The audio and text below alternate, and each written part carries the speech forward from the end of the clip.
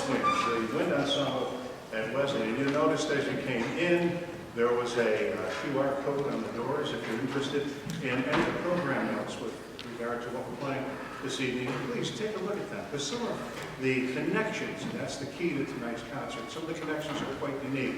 The first piece that we played, a piece by Jack Stem. Jack and I are very good friends, and I had the opportunity to commission a work for him with my West Coast Community Band.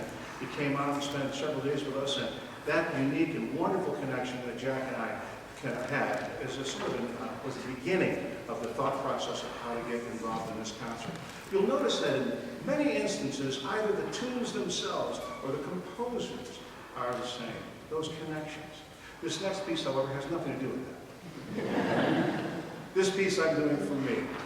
My connection to this piece is I have 4 little grandchildren who maybe about half a year ago said, Eppa, that's what they call me, can we watch How to Train Your Dragon? And I thought, yeah, okay, I could read the book or something, and I'll just let them watch the show. That'll be all I want to worry about. And I listen to music, and music is spectacular, and it's fun, and it's enjoyable. And isn't that what music is all about? Isn't that the connection that we have as an audience to a movie and to a genre? And I thought it would be great to put it on tonight's program, even though it's different from the other things. So this is the music from highlights from the How to Train Your Dragon.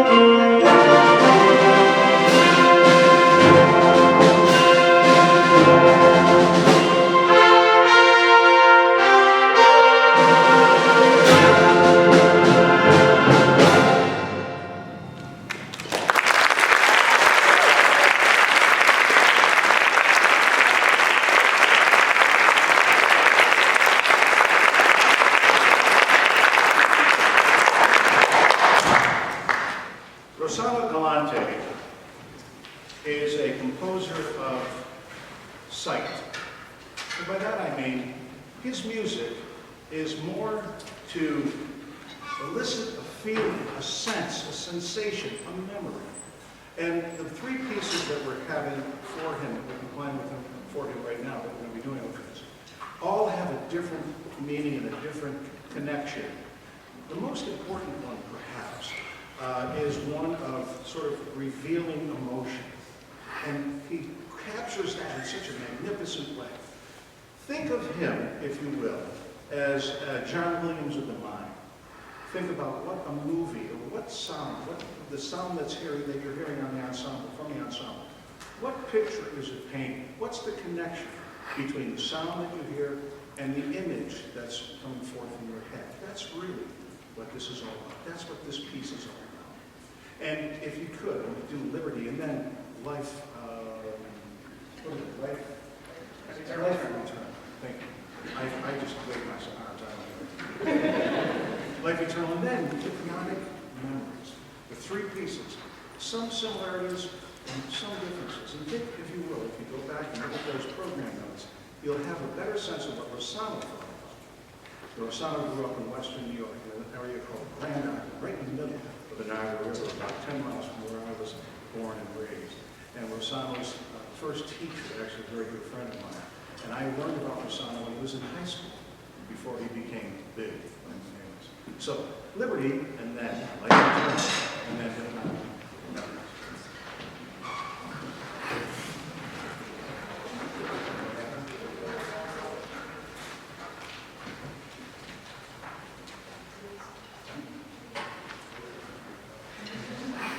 Okay, now, remember what I said about Levante?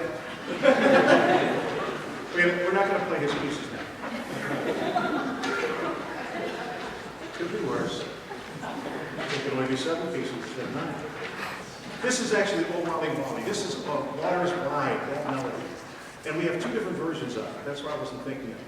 The first version, Oh Wally Wally, takes a more traditional approach to the Waters Wide, and the second takes the Waters Wide and puts in a whole different dimension. So now you're not going to hear from me for 5 pieces.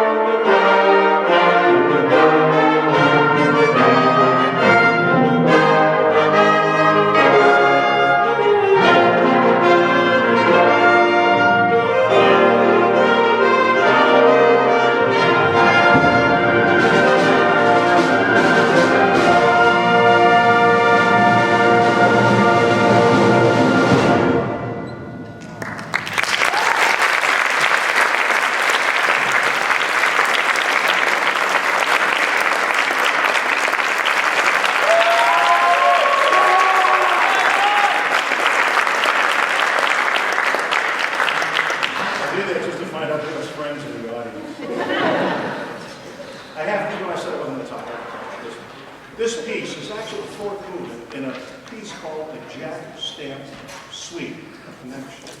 And a jack stamp suite is a piece that Jack had commissioned upon his retirement from Indiana University of Pennsylvania.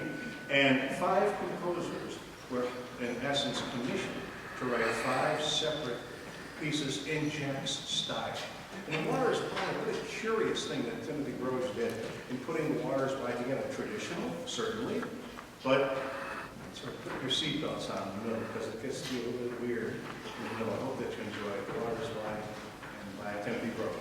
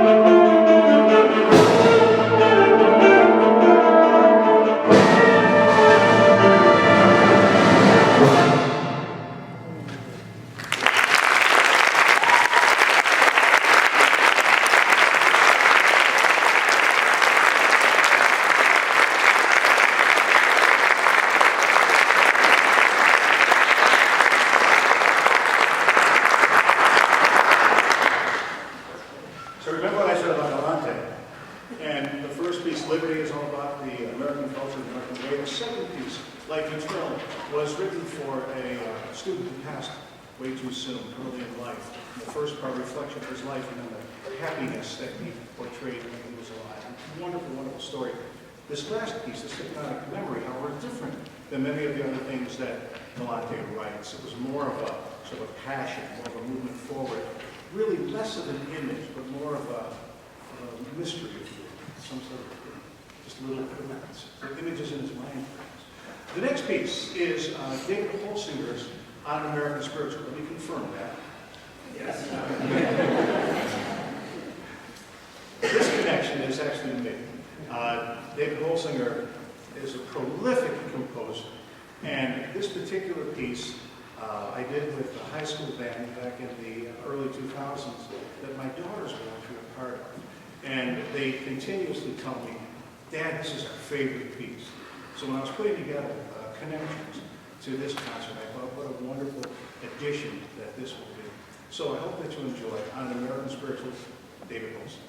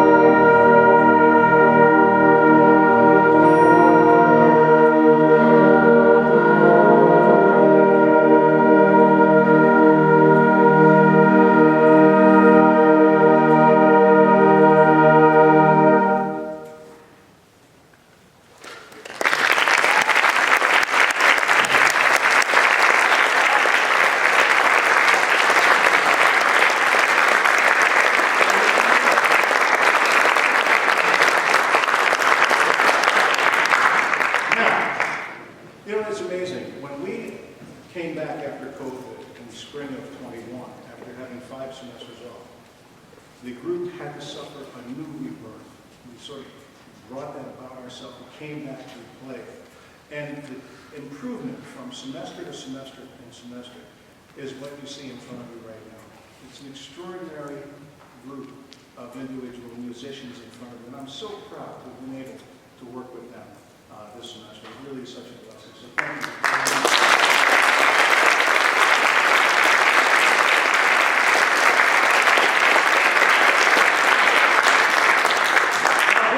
Again, thank you very much for being a part of our audience.